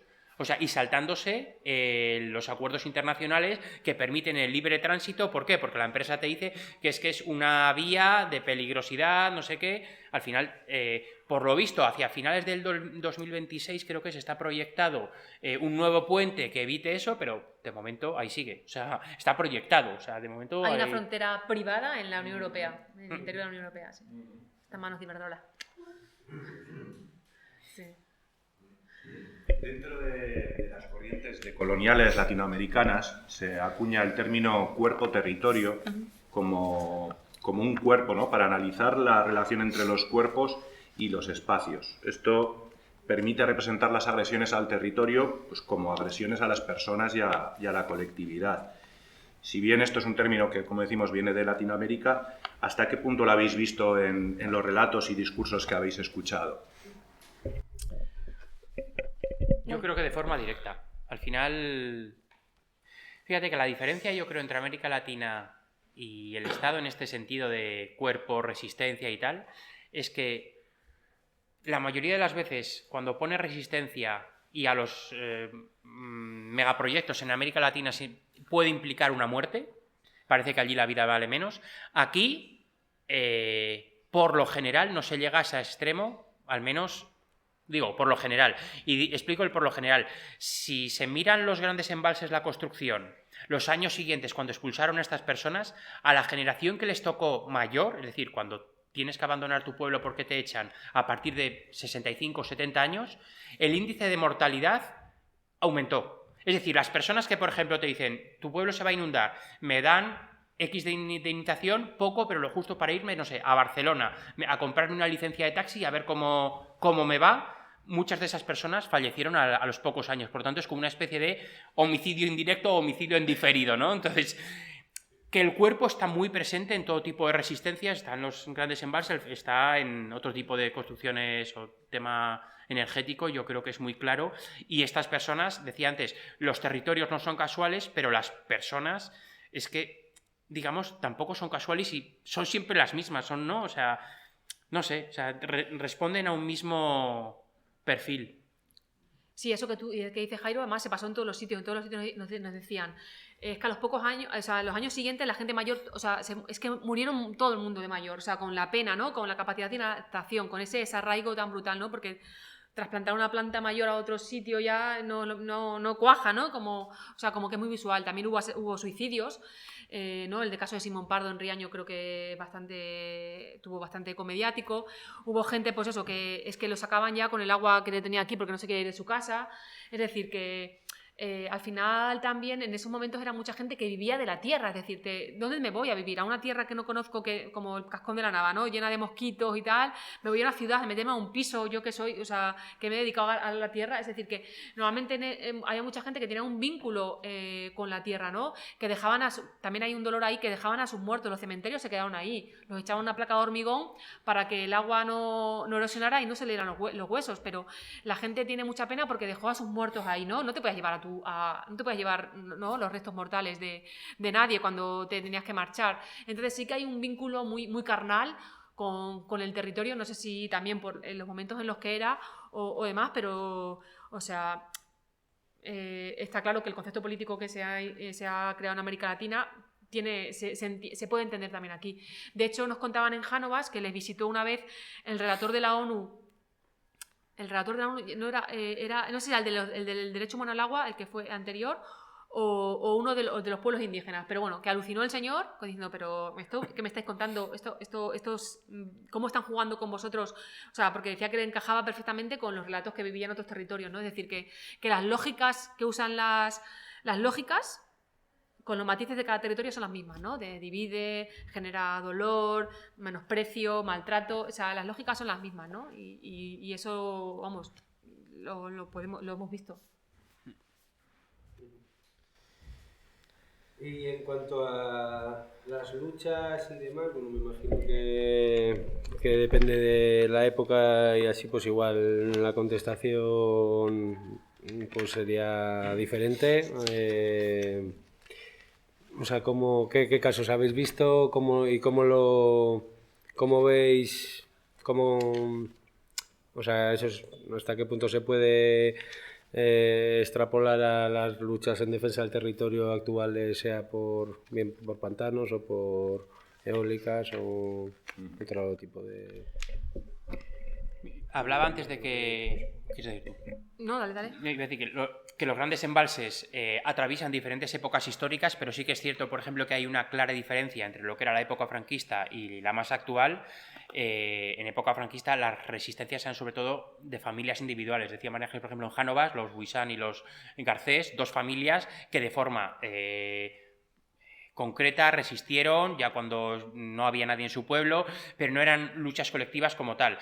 Creo que sí, que en el tema de grandes embalses, Riaño supuso un antes y un después, hablamos de los años 80 y pico, y aunque Riaño fue a corto plazo una derrota, creo que no se puede entender el movimiento ecologista hoy sin Riaño, sin todo lo que supuso Riaño, sin esas personas que se subieron a los tejados, los llamados tejadistas, que sí, que al final Riaño se construyó, pero a partir de ahí creo que las resistencias han sido mucho mayores y que Riaño ha marcado un antes y un después, y creo que se podría hablar de victoria en esos términos de resistencia ecologista. De hecho, muchas presentaciones que hemos ido, en muchos sitios, siempre habrá alguien que estuvo en Riaño. O sea, como que yo creo que fue un germen con el movimiento ecologista, fue como un punto de inflexión de mucha gente, ¿no? Pues ahora que vienen a las presentaciones y pues eso, en juventud fue a Riaño a resistir, a apoyar la lucha. Y luego, por ejemplo, porque el libro tiene partes pues triste, ¿no? Como estamos hablando, pero también tiene cosas bonitas, y hablamos, por ejemplo, de la resistencia en Vizcarrués, que es un proyecto que es en Huesca también. Durante 30 años ha habido un proyecto de embalse que iba a negar un territorio, un pueblo, Erés, y bueno, hace 2 años de momento los tribunales han dicho que no se construyen, ¿no? Entonces estuvimos en la fiesta de la Victoria, entonces también, bueno, pues digo que también hay ejemplos positivos y esas resistencias que han tenido. Entonces ha sido un territorio que ha estado 30 años de lucha y han conseguido esa victoria, ¿no? Y fuimos allí pues ir a la fiesta de la Victoria, pues es muy guay, ¿no? Entonces allí también está el río Gállego y tiene ahí unos saltos de rafting y demás, y también pues hicimos rafting para entender lo que es un río vivo, ¿no? Porque una de las cosas es que hay mucho negocio, mucha gente vive del deporte de aventura, y también es una zona prepirineica, entonces hay mucho pues, relacionado con el uso del río. Entonces pues lo han mantenido el río vivo en este tramo para que siga siendo parte de la población, y otro negocio ligado al territorio, no solamente extractivo, sino más de disfrute y de conexión, ¿no? con el territorio. Y luego también yo creo que, por ejemplo, en Aragón también ha habido muchas resistencias, hay muchos embalses en Aragón, sí que ha habido como una unión, y por ejemplo yo creo que cuando se paró el Plan Hidrológico Nacional en los años 2000 vino mucho de la resistencia de Aragón, ¿no? Yo creo que vale porque afectaba al Ebro, entonces está claro, pero ahí yo creo que se generó mucho conocimiento y bueno, yo creo que también todas esas resistencias que ha habido antes contra, pues eso, en el caso de Vizcarrués, en el caso de Jánovas, otros que se han hecho tal, pero yo creo que en Aragón sí que ha habido unas resistencias que han tenido pequeñas victorias o frutos que siguen hoy vigentes, ¿no? Y que pues hay un movimiento en Aragón luchando también pues ahora con estas conexiones también que quieren hacer en la zona del esquí, bueno, yo creo que ese germen sí que de finales de los 80 se mantiene. Me gustan los conceptos de la fiesta de la Victoria. Os invitaremos a Bien. Y bueno, continuamos un poco, ya vamos llegando al final. Y enlazando un poco, pues bueno, como comentábamos antes, a día de hoy pues estamos presenciando una aluvión de megaproyectos renovables de toda índole, ¿no? Los eólicos, fotovoltaicos, junto también con ahora la nueva moda que son los centros de datos. Por un lado estamos diciendo que tenemos que justificar y tenemos que cambiar el modo de generar energía, ¿no? Para descarbonizar, y a la vez estamos proyectando proyectos que son grandes consumidores de energía precisamente para que los exploten empresas extranjeras. Y de agua. Y de agua también, refrigerar. Bien, esto al final pues somos conscientes de que todos estos proyectos están dentro de una burbuja especulativa, ¿no? Entonces, esto pues, relacionando un poco pues, con el ejemplo de Jánovas, que yo creo que la verdad es que es muy fuerte, ¿no? Hay que lleguen a destruir un pueblo, que lleguen a afectar así a un territorio pero al final no hacer nada. ¿Creéis que podría pasar esto también con esa burbuja especulativa? Que se podría al final, entiendo que no van a dinamitar pueblos, pero sí que entiendo que al final el que sobre un pueblo haya X proyectos puede forzar a que gente joven que igual tenía pensado labrarse ahí un futuro desista y se vaya hacia otro lado, o ¿no? De otra manera, ¿creéis que podría darse otro Jánovas fotovoltaico o eólico? Hombre, lo de los centros de datos que decías antes, la cantidad de agua que necesitan, que ya es la que declaran ya es bastante, pues que hace poco leía que en Aragón el centro este de Google de Amazon necesita el 50% más de lo que ha dicho. Es que al final, si a un territorio lo dejas sin agua, lo estás vaciando. Entonces, pues a lo mejor no hace falta que te dinamiten las casas, con que te quiten el agua, es que en ese territorio no sé quién va a querer vivir. Entonces, claro, Toda la gente que vive del campo, que es que... Yo creo que ahora sí que hay más resistencias ahora, ¿no? Yo creo que el efecto positivo de esta multiplicación de proyectos extractivistas en todo el Estado está generando mucha resistencia en todo el Estado y que se están tratando de generar también conexiones y sinergias, ¿no? Antes lo hablábamos con Álvaro, es decir, que yo creo que sí que está habiendo una capacidad de respuesta, a lo mejor no tan intensa como nos gustaría o con toda la ciudadanía, o bueno, a ver qué éxito tienen, pero sí que o sea, no tienen el campo libre abonado para hacer lo que les dé la gana, ¿no? Sí que está habiendo, creo que está habiendo pequeñas voces y pequeñas resistencias y que la gente que sigue viviendo en estos territorios de sacrificio que está luchando, ¿no? Y bueno, aquí que ya voy a contaros si estáis aquí vosotras. Entonces, bueno, yo no quiero hacer una lectura negativa, yo tengo esperanza en de que, bueno, pues sí, el capitalismo está dando una nueva vuelta y es que el sistema es así, ¿no? Busca avanzar en esa depredación que tiene, pero yo creo que cada vez, ¿no? Tenemos más ejemplos, la gente está más informada, y hay gente que entiende que su territorio es su vida, ¿no? Es también su cuerpo, ¿no? Como decíamos antes. Entonces, yo me quiero quedar con una lucha positiva, porque también creo que haya una respuesta ciudadana es positivo, ¿no? Que la gente se levante, se junte, piense y, bueno, pues al final nos están obligando también a juntarnos, ¿no? Que si no, a lo mejor estamos cada uno en nuestra burbuja. Entonces también, bueno, pues quedarme con esa parte, bueno, pues...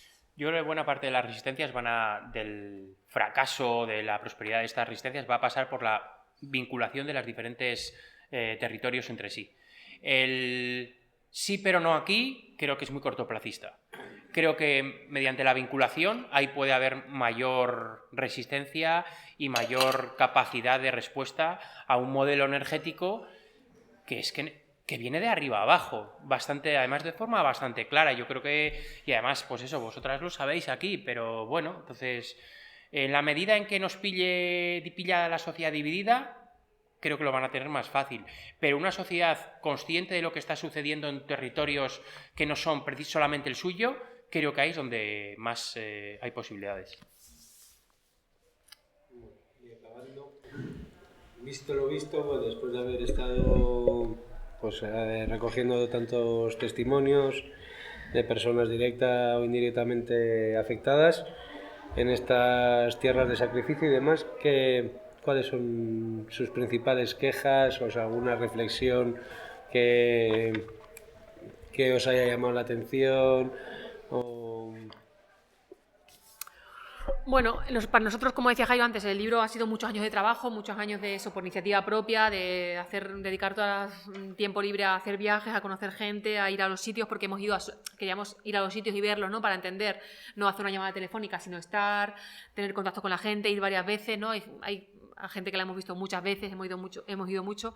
Entonces también, bueno, como de una manera, voy a decir egoísta, ¿no? La gente no lo ha agradecido, ¿no? Yo creo que también el agradecimiento a la escucha, pues eso, estas historias que son en una parte tan antiguas, pero también, aunque he dicho antes vigentes, pero bueno, pues gente que pasaron hace muchos años, aunque tengan su vigencia, que se sientan escuchadas, como decía Jairo antes, que digan, ¿y por qué os interesa esto? ¿Y de verdad crees que te tengo algo que contar? ¿Y de verdad esto te parece interesante?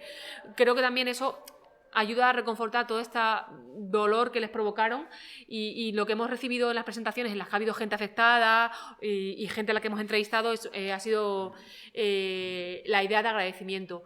Y bueno, nosotros pues a veces como periodistas no sabes por qué haces las cosas, ¿no? Porque crees que tienes que contribuir a que la ciudadanía esté informada y a aportar, ¿no?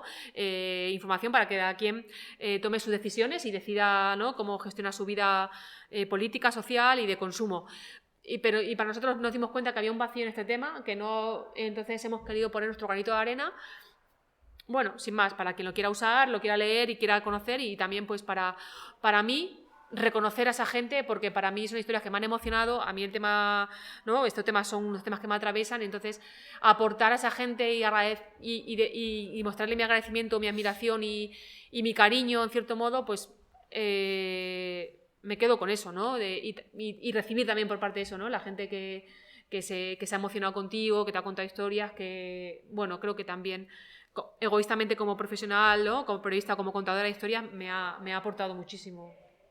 Yo también pretendemos que de alguna manera, en la medida pequeñita que se puede contribuir desde un libro, evidentemente, pero que no sea solamente un rescate a las memorias como el que viaja al pasado para pensar que cualquier tiempo fue mejor. O sea, no hay esa mirada nostálgica en el libro, sino un rescate de las memorias para poder labrar, construir nuevos presentes pensando en futuros alternativos. Creo que esa es la semillita que, por lo menos, que hemos pretendido con el libro, ¿no? Hombre, y que estemos aquí hoy en un territorio en lucha, pues también, ¿no? Creo que es, para mí es muy significativo y muy interesante, ¿no? No ir solamente a sitios que, bueno, pues lo que pasó, no, es que esto sirve, o sea, es que esto son lecciones o cosas que han pasado que nos pueden servir bien y creo que está bien que conozcan. Así que, es que ricasco. Ya para terminar ya del todo, pues bueno, habéis comentado antes, ¿no? Pues como la mayoría de pueblos anegados quizá fue pues más en los pantanos que nacían los años de la dictadura, ¿no? Durante los años 50, 60, que luego igual a partir de los 80 se hizo de otra manera, aunque bueno, y Toys de Burgos sí. También fue a finales de los 80. Entonces, la pregunta es, ¿creéis que sería posible una gestión del territorio y sus recursos sin explotaciones forzosas, sin desplazamientos de población, haciendo de una manera consensuada?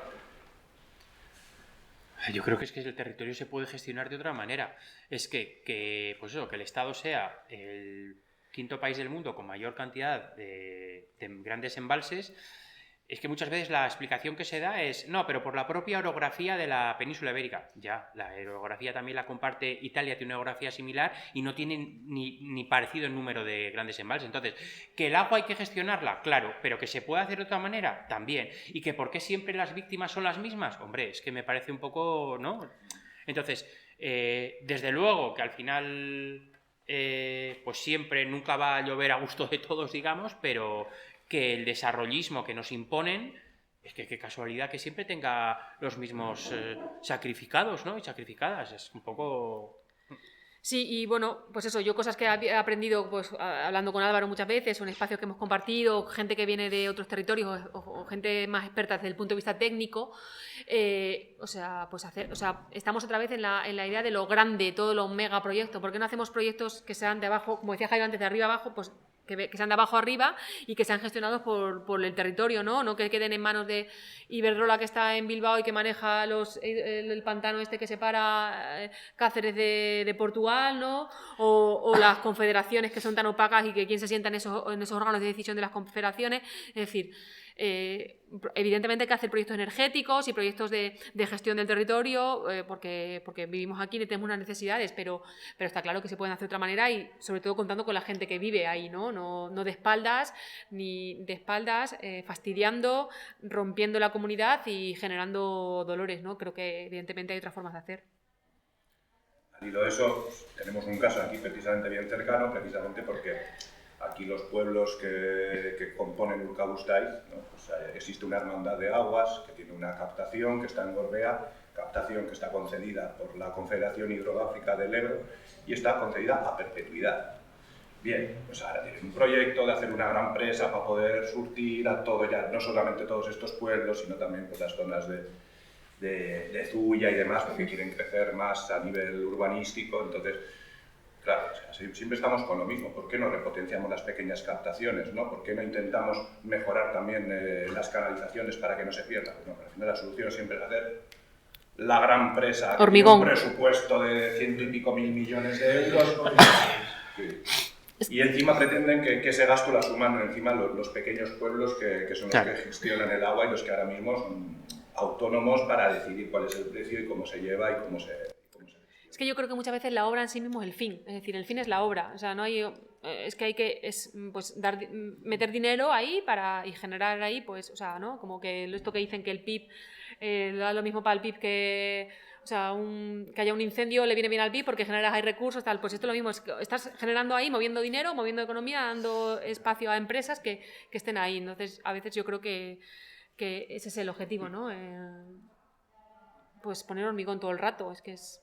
¿no? Con lo de la dana y la sequía es todo el rato más presas, para todo.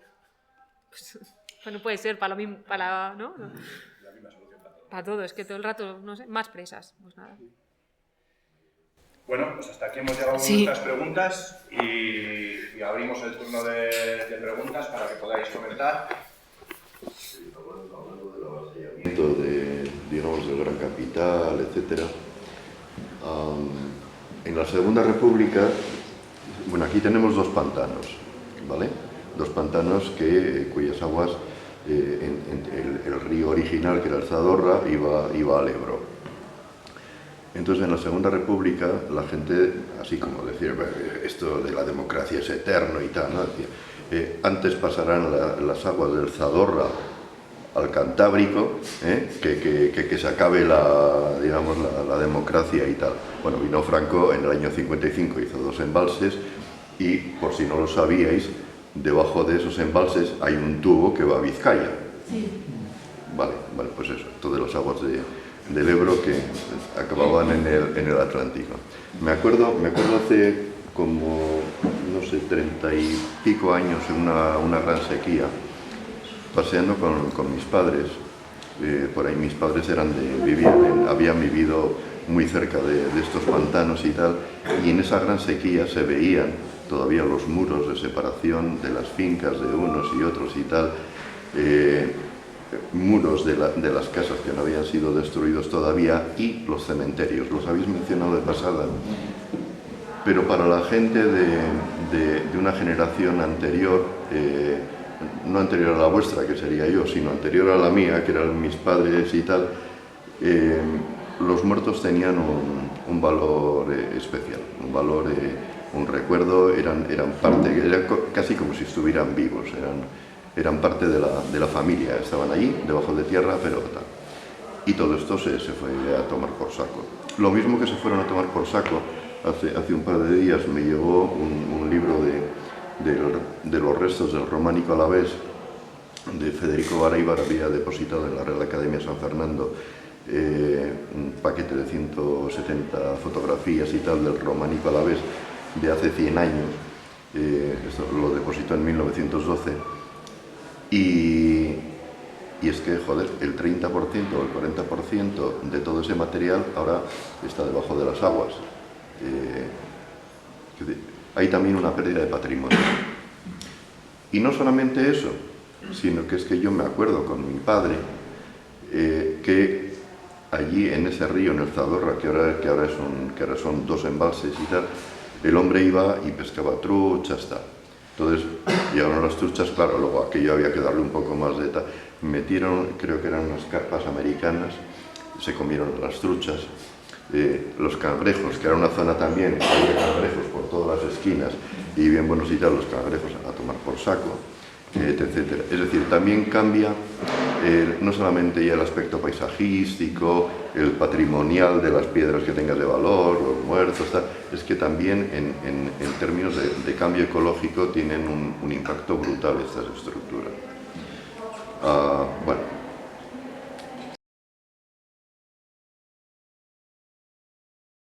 Sí, hemos traído libros por si alguien quiere comprar. No, es que, mira, el libro es grande y no hemos hablado de todo, pero hay un capítulo dedicado precisamente a arqueología, ¿no? Al patrimonio, ¿no? Que también lo que se ha quedado debajo, una gran cantidad de patrimonio desconocido, porque ni se conoce, no había ese interés por documentar en esos años. Entonces hay pueblos romanos, bueno, no voy a destriparos el libro porque hicimos de arqueólogos, ¿no? Tuvimos la suerte de acompañar a un arqueólogo y descubrir un resto que nunca se había documentado, y fuimos con él. Y también hace 2 veranos, con la sequía esta tan grande que hubo, el Ministerio sacó una nota, el Ministerio de Cultura, que dijo que habían aparecido 1000 y pico, está el dato aquí no recuerdo, restos arqueológicos sin documentar nuevos, en un verano. Es decir, que entonces también es que hay un patrimonio histórico y material brutal. Y también hablamos de peces, hablamos de los cirulos, ¿no? De estos nuevos monstruos que hay en los embalses, ¿no? Que es un terreno que les da vida a ellos y genera muerte a otros, ¿no? Como se pierden.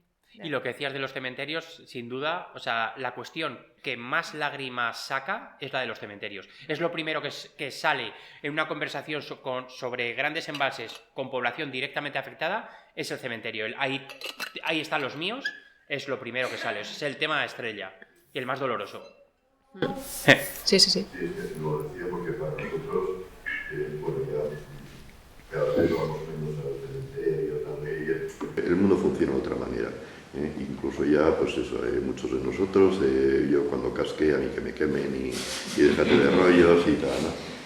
Pero para nuestros padres, para la gente que ahora tendría, pues eso, sus casi 100 años y tal, hostia, es que sus muertos eran, en fin, tan importantes como su casa. Sí, eran parte de sí mismos. Claro, y cuando eso lo inundas y tal, dices, leches que me han hecho. Sí, había parte de su identidad, ¿no? Al final, a la hora de... y de su pasado. Sí. Bueno, yo estoy quemado, pero... No, y luego lo que decías antes de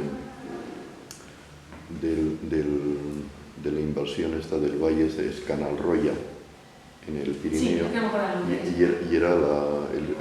y tenían la pretensión de unir Astún con Formigal.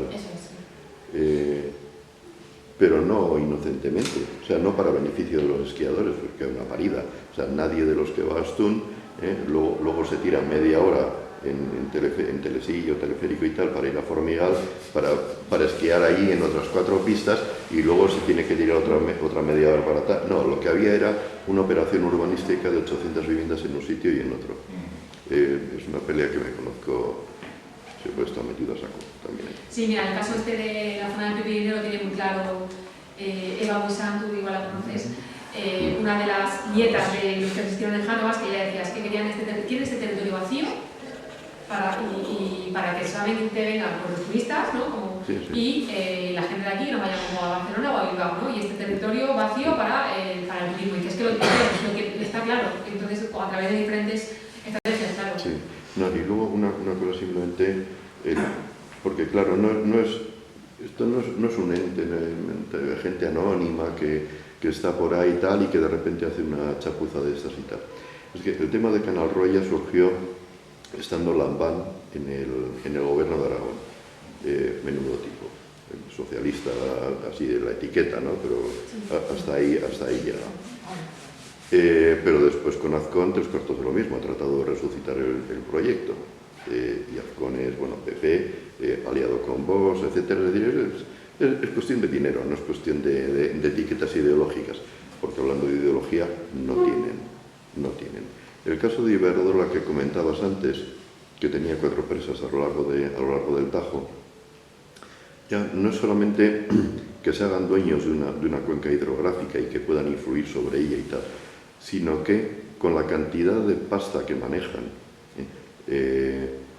con los asientos que todavía, bueno, y si hace falta poner 3 o 4 más y tal, en los consejos de administración y tal, tienen comprado a todo Quisque, tienen comprado a todo Dios, de manera que hacen lo que les da la santa gana. Es más, estas empresas van y se asocian con lo que es la empresa pública, en nuestro caso el negocio de la energía, para poder hacer y deshacer donde les da la gana, como les da la gana y como les da la gana. Es decir, el poder de esa gente no es simplemente que tienen mucha pasta y que pueden construir una empresa aquí así de grande y así de gorda, o un poco más gorda, no, es que va mucho más allá. Influyen en todo. Si me apuras, hasta... yo creo que gastas demasiado en sanidad, tienes que gastar en industria para darle a mis subvenciones y tal, y van a cerrar el centro de salud. O sea, exagerando un poco, llegaría a ese extremo. Sí, toda esa parte también la reflejamos, ¿no? Un poco todos estos intereses y entramados.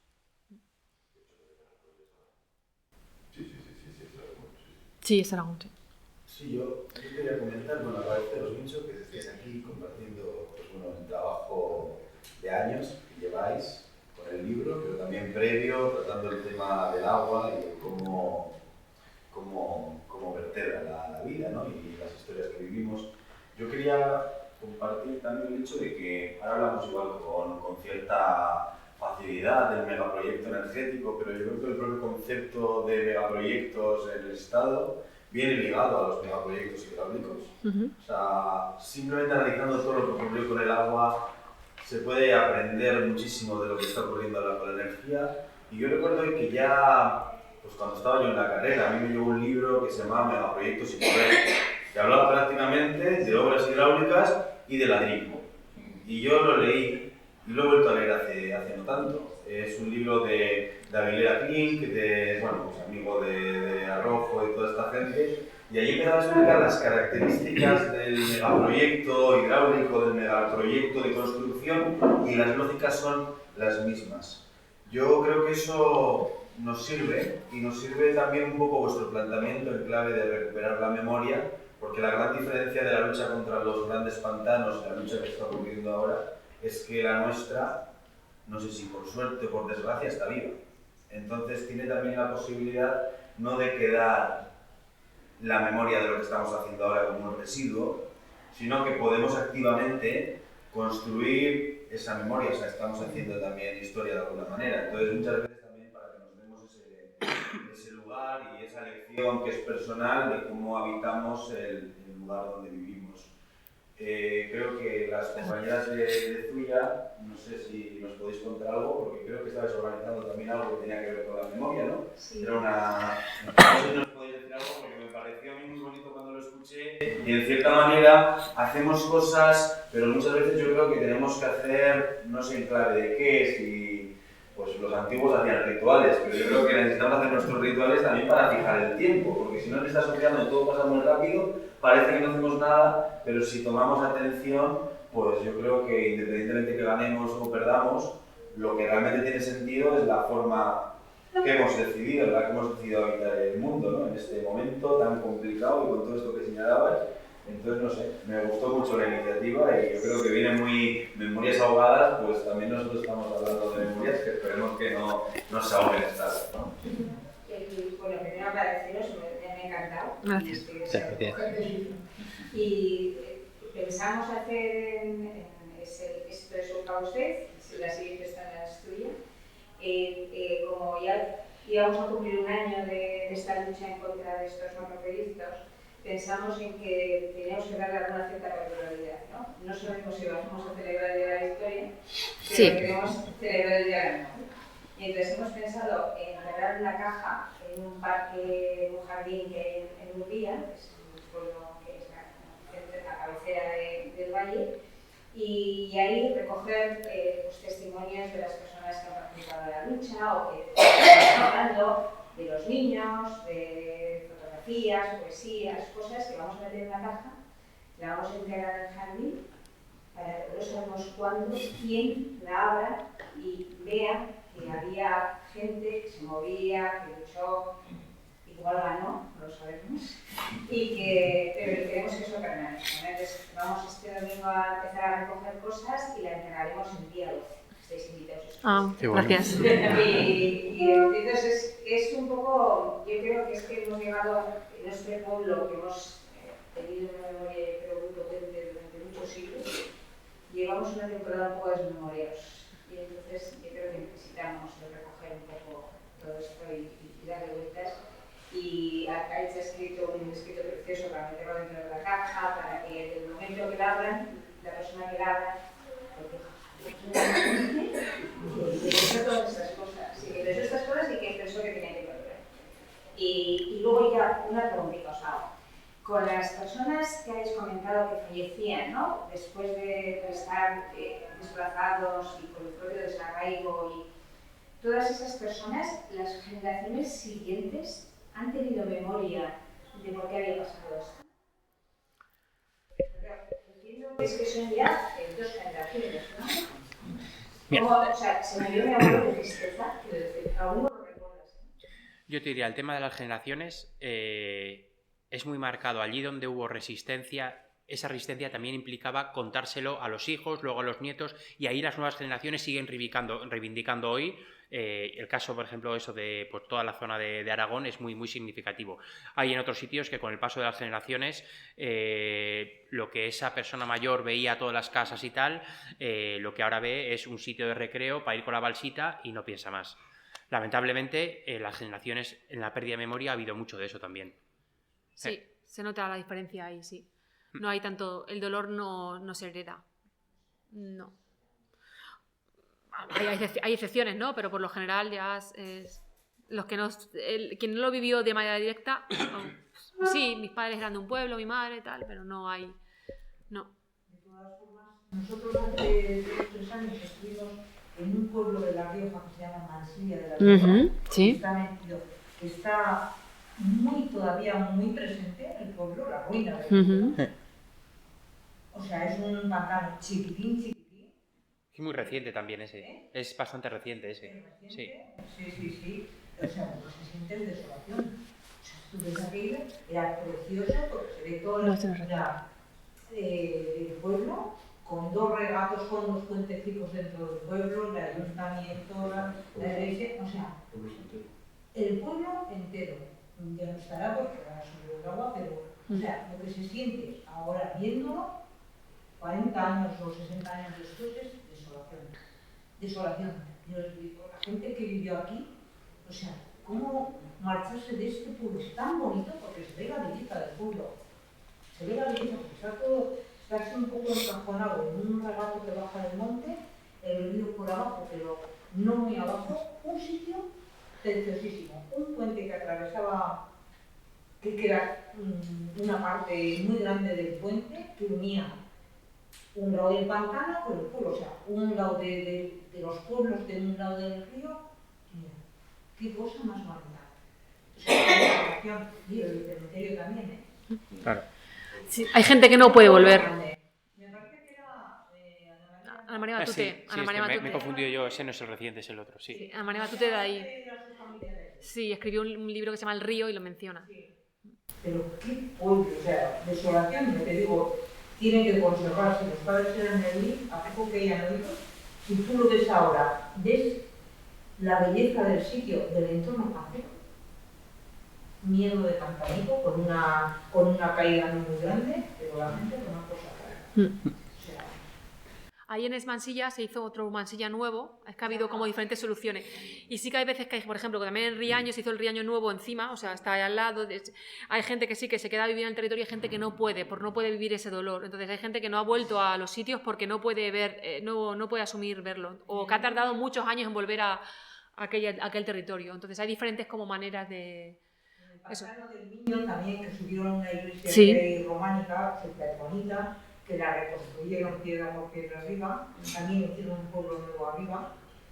Sí, eso es San Pedro de la Las Nave. temas de pantano de Yesa, y todos los históricos de todos los libros al pantano. Hay mucha, no tienen cuidado con lo que hay, con lo que inundan. Les da igual si es romano, si es de hace poco. A veces no es que no conserven o hereden la memoria. A veces lo que heredan es el dolor. Y sí. Eso... También, sí. Hay aquí en Álava, en un pueblo que no voy a decir por distribución a la familia que vive y no quiere, que los abuelos, cuando les fueron a echar, se marcharon, cogieron a los hijos, se marcharon, dejaron el ganado allá, nadie sabía, y el ganado murió por inanición. Claro, toda la gente empezó, ¿cómo ha dejado el ganado así? Porque todos eran del pueblo, todos eran ganaderos, y dejar el ganado así a un ganadero le duele. Pero claro, cuando se dieron cuenta cómo estaban, cuando fueron a verlos y vieron que no eran personas, dijeron, claro, o sea, ¿cómo no van a dejar el ganado así, no? Bueno, pues los hijos, que eran pequeños, esos abuelos, bueno, pequeños pero ya se daban cuenta, eran adolescentes, heredaron tal dolor que los nietos, que es a la que yo conozco, a la que vivía muy cerca de mi familia, le transmitieron tal dolor que ella no es capaz de funcionar. Es profesora y no es capaz, está todos los días de baja, porque tiene esas angustias heredadas y esos miedos. Entonces, claro, es muy duro, muy duro. Sí. A veces es el dolor el que te marca el silencio. Sí, totalmente. Que es peor. Sí. Ahora se sabe que es peor, pero ya cursaba así a todo esto. Entiendo que aparte de los casos estos que recogéis también casos como el de Riva del Lago, en Tous, en el que directamente la empresa colapsa. Justo el último capítulo lo dedicamos a accidentes laborales. Uno es el de Torrejón, Salte por Extremadura, que decía Menejes, y el otro que recogemos es Riva del Lago. Tous, por ejemplo, lo mencionamos, pero no... Riva del Lago no es muy conocido, sí. Fue bastante ocultado. Y volvemos a lo mismo, Riva del Lago es un sitio turístico, tú vas allí a información y... Es la Laguna de Sanabria. La Laguna de Sanabria, nadie sabe nada, no te dicen nada, no te informan. Entonces, o sea, qué menos, ¿no? Que también hay en Sanabria, ahí el tema de la memoria está muy con una placa que se hizo, ¿no? Bueno, sí. Que la gente no sabe que debajo del lago Sanabria en teoría hay cuerpos, porque los cuerpos, o sea, ahí murieron ¿cuántas personas? En una noche, ciento y pico personas. Tampoco se supo, ¿no? O sea, tampoco ocultaron cuánto. Ese está mejor contado y mejor relatado, porque ese fue como que colapsó y ya estaban acabadas las obras y tal. Este otro, como estaban las obras, el de Torrejón, hay más opacidad en este que en el otro. En el otro rápido fue ahí el Estado con toda su maquinaria, hicieron, vamos a ayudar a esta gente, ¿no? A todo esto, por ejemplo, claro, el concepto de la memoria que hablábamos antes, llegó allí la agencia EFE, hizo una foto a una mujer que aparece comiendo una niña, tendrá 9, 10 años, comiendo una lata de conservas. Bueno, haciendo que comía la lata de conservas. Porque era como que el Estado va a ayudar... Y el pie de foto que distribuyó la agencia EFE ponía la población ya recibe la ayuda, tal. Nosotros hemos reconstruido esa historia, hemos podido saber cómo se llama lo que era una niña, luego después una mujer, nunca probó de esa lata. Lo que pasa que al Estado le convenía dar esa imagen, ¿no? Nuevamente esa reconstrucción de la memoria a través de, bueno, pues digamos que de Ribadelago se sabe algo más que de Torrejón, pero también de aquella manera construida. Y en todo esto los medios de comunicación jugamos un papel clave y muchas veces en negativo, está claro, a la hora de conformar memoria, de conformar la historia, bueno, pues el sistema mediático está como está. Eso es evidente, sí. O de Ribadelago del Caudillo. Sí. Claro, es que reconstruyeron un pueblo, es que también fue muy curioso porque pues reconstruyeron el pueblo y entonces llevaron estos pueblos de colonización que tenían ya la maqueta hecha, ¿no? Y tal, pues lo llevamos a Ribadelago. Entonces, en Ribadelago, que es Zamora, que es una zona montañosa, una zona de pizarra, pues de repente hay un pueblo blanco que no tiene nada que ver con el territorio y la gente odia esa parte. Está el pueblo viejo, que hay una casa reconstruida y tal, pero la parte nueva a la gente no le gusta porque, claro, tú lo ves que eso sí que es un trasplante, porque, claro, un pueblo blanco en Andalucía, en Extremadura, en el sur de Extremadura, tiene su lógica, pero en Zamora... Lo pusieron al lado junto a una peña mesada, peña meada en castellano, y es como, o sea, la gente, no, es que da sombra esa peña, está junto a la peña, mucha más humedad, mucho... Y una reconstrucción de un pueblo de colonización, como se ha destruido el pueblo, os ponemos pero no tuvieron en cuenta la idiosincrasia de la zona, ni la estética, ni nada. Un pueblo blanco allí, en Zamora, que no tiene nada que ver con nada. Y claro, ahí se le pusieron el Ribadelago del Caudillo, claro. Sí. Ha sido un placer. Muchas estar aquí, gracias. compartirlo con vosotros.